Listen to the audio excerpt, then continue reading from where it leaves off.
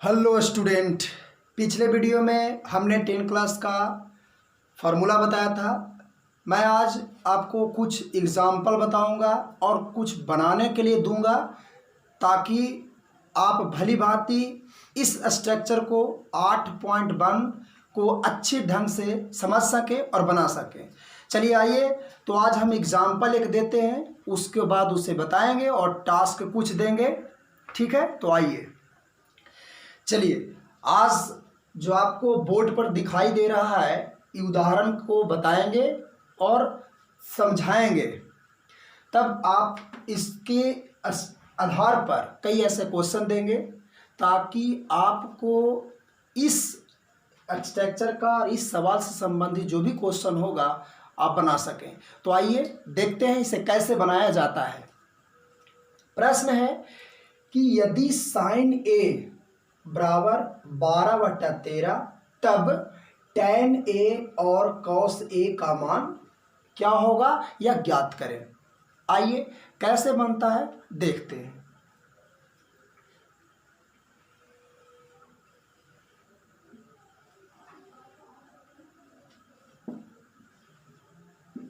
सबसे पहले हम बता दें कि इसके पहले वाले वीडियो में हमने बताया था कि त्रिकोणमिति में समकोण त्रिभुज का ही उपयोग होता है, अन्य किसी त्रिभुज का उपयोग नहीं होता, बल्कि सिर्फ समकोण त्रिभुज का। समकोण त्रिभुज में एक कोण 90 डिग्री का होता है, हम लोग सब जानते हैं। पूछा है साइन ए, हमने यह भी बताया था कि दो न्यून कोण होते हैं, एक न्यून कोण ए और एक सी। ठीक है, तो देखें, अगर ये पूछता है, हमने बताया था कि यदि इस कोण की पूछता है, यानी ए की अपेक्षा पूछे तो ये लंब होता है, और यदि सी पूछता है तो ये लंब होता है। हमने बताया था कर्ण नहीं बदलता है, ये भी आपको हमने बताया। अगर आपको याद ना हो तो आप पिछले वाले वीडियो को 10 नंबर वाले रिवाइज करके इसे देख लें, ताकि भली भांति इसे समझने में आपको फायदा होगा। चलिए आइए, तो त्रिभुज के नाम हमने बताया ए, बी और सी। तो क्या लिखा हुआ है जो हम समझेंगे। प्रश्न है कि साइन ए बराबर 12/13। तो 12/13 हमने फॉर्मूला क्या याद रखा है, साइन बराबर क्या होते हैं बता सकते हैं आप। चलिए, साइन बराबर लंब बटा कर्ण होता है। हमने बताया है कि साइन बराबर लंब बटा कर्ण। अब हम आपसे पूछते हैं कि साइन ए बराबर लंब कौन होगा, आप बताइए।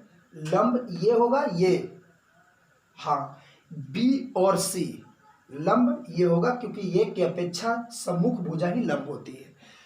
तो लंब क्या, बी सी, और आधार लंब बटा आधार, साइन बराबर लंब बटा कर्ण। तो कर्ण कौन हुआ, सी ए, या ए सी का नाम दे सकते हैं, तो सी ए हम लिख दें बटा सी ए।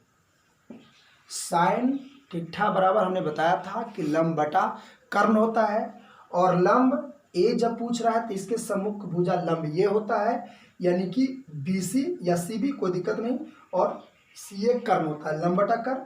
तो आप समझ गए होंगे, अर्थात कि बी सी बराबर क्या हो गया, आपको 12 हो जाएंगे, ठीक, तथा सी ए बराबर कितना हो जाएंगे, 13। आया आपको समझ में। यदि आपको ना समझ में आए तो आप इसके सामने भी आप लिख सकते हैं साइन बी सी बटा सी ए। हमने अलग करके बता दिया ताकि आपको ज़्यादा समझ में आए। ठीक है, इसे मिटा दें। ए बराबर लंब बटा कर्ण, लंब हो गया 12, तो हम इस जगह लिख दें 12, कर्ण कितना हो गया, 13।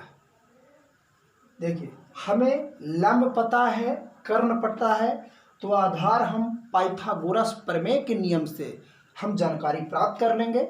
उसके बाद जो भी प्रश्न का पूछा है उसके अनुकूल ही हम उसे बनाएंगे। चलिए, पाइथागोरस प्रमेय लिख दें यहाँ पे।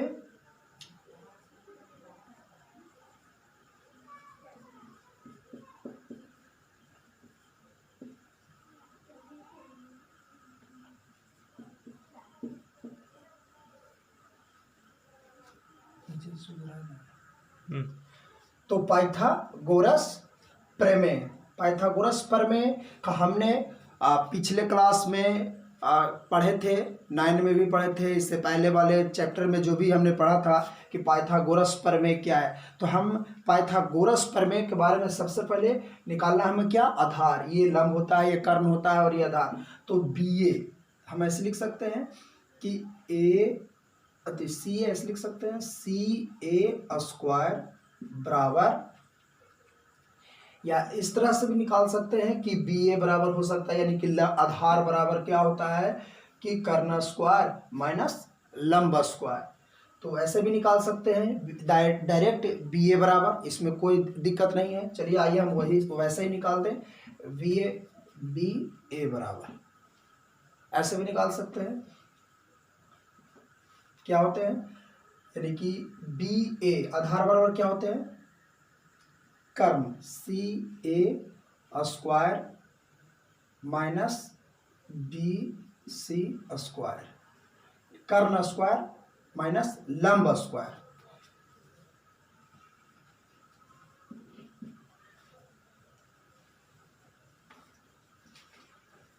सी ए कितना है, सी ए 13 हो गया,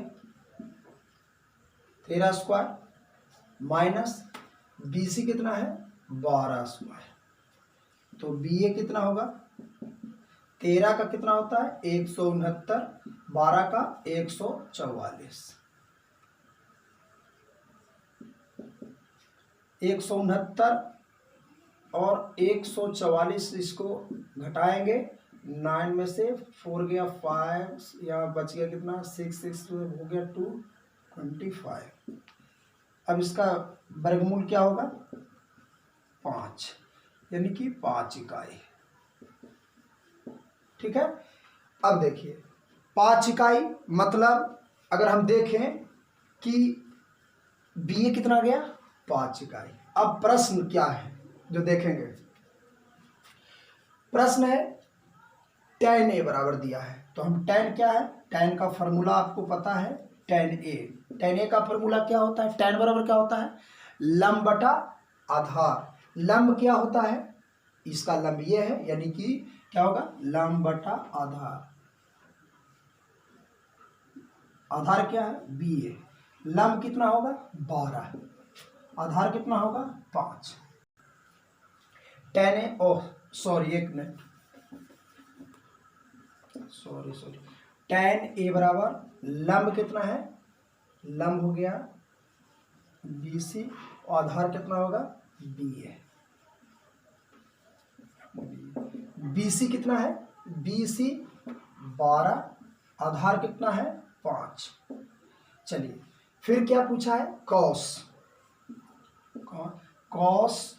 ए, यानी कॉस बराबर क्या होता है, चलिए अब ये कॉस बराबर आधार बटा कर्ण, आधार कितना है बी ए, कर्ण कौन होगा सी ए, बी ए कितना है 5 और सी ए कितना है 13। यानी कि अब आप समझ गए होंगे कि साइन बराबर यदि 12 बटा ये 13, तब tan बराबर और कॉस बराबर का मान क्या होगा। सबसे पहले हम साइन ए का मान दिए, उसके बाद पहले एक त्रिभुज बनाना है।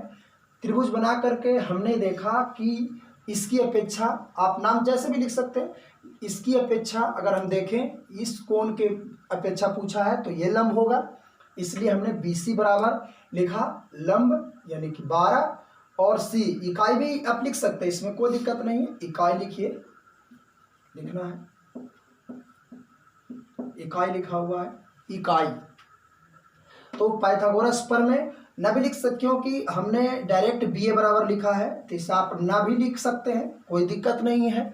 लेकिन यदि आप लिखना चाहें तो आपको पता होगा कि सी ए स्क्वायर बराबर b c square plus b a होगा, लेकिन हम डायरेक्ट बी ए लिखें तो आप इसे न भी लिख सकते हैं, कोई दिक्कत नहीं है। हालांकि आप जानते होंगे पाइथागोरस प्रमेय का फॉर्मूला होता है कि सी ए यानी कि कर्ण स्क्वायर बराबर लंबा स्क्वायर प्लस आधार स्क्वायर, ठीक है।